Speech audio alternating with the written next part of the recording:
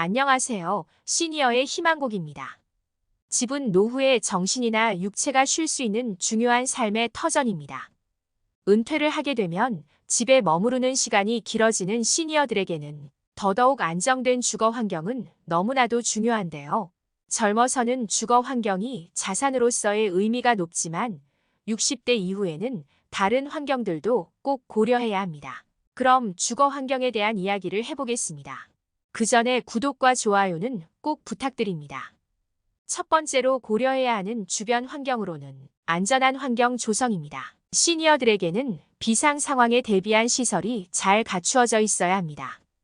예를 들어서 집 주변에 경찰서나 소방서, 언제든지 도움을 받을 수 있는 환경이 중요합니다.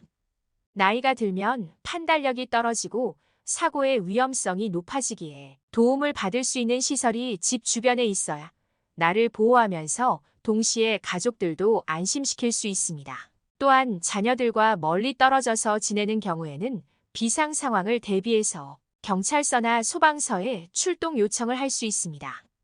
두 번째로는 의료시설이 가까이 위치해 있으며 건강을 관리할 수 있는 좋은 운동시설이나 산책로가 있어야 합니다. 나이가 들면 지병 하나씩은 가지고 있는 경우들이 많아서 주기적으로 병원을 다녀야 합니다.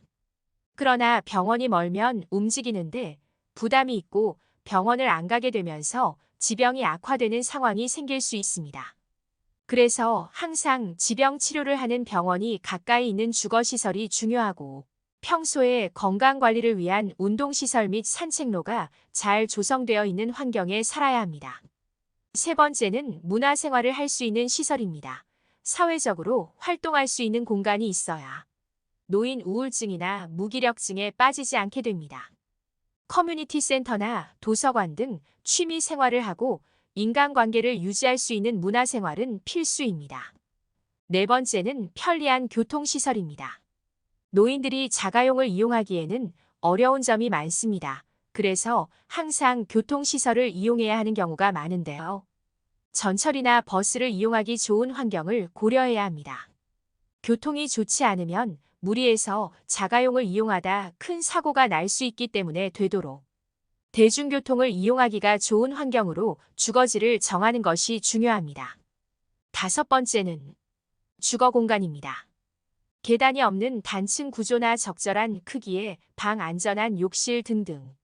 노인들 부상의 원인 중에 가장 많은 부분을 차지할 수 있는 낙상, 미끄럼 등으로 인한 골절은 심각한 결과를 초래할 수 있기 때문에 안전한 주거 공간을 생각해야 합니다. 여섯 번째는 주거 비용입니다. 금전적 부담이 적은 주거 환경이 좋습니다. 시니어들의 소득 수준이나 자녀들이 부담해야 하는 비용이 많아지는 경우에는 주거지를 이동해야 하는 경우가 생깁니다. 나이가 들어서 주거지를 이동한다는 건 엄청난 부담이기에 적절한 비용을 고려해서 주거지를 선택해야 합니다. 마지막 일곱 번째는 친근한 이웃입니다. 주변의 시니어들을 위한 문화생활 조성이 잘 되어 있고 살기 좋다는 평판이 좋은 지역으로 거주지를 고민해야 합니다. 예를 들어 젊은 사람들이 모여 살고 있는 주거 환경에 시니어들이 지내다 보면 소외감을 느끼거나 외로움을 느끼게 되는 경우가 많아서 고려해야 하는 환경입니다. 이런 부분을 고려해서 주거 환경을 결정한다면 건강하고 즐거운 시니어 생활이 가능할 겁니다. 언제나 시니어들을 응원하겠습니다. 항상 행복한 나날을 보내시고 영상 끝까지 봐주셔서 감사드립니다. 시니어의 희망곡이었습니다.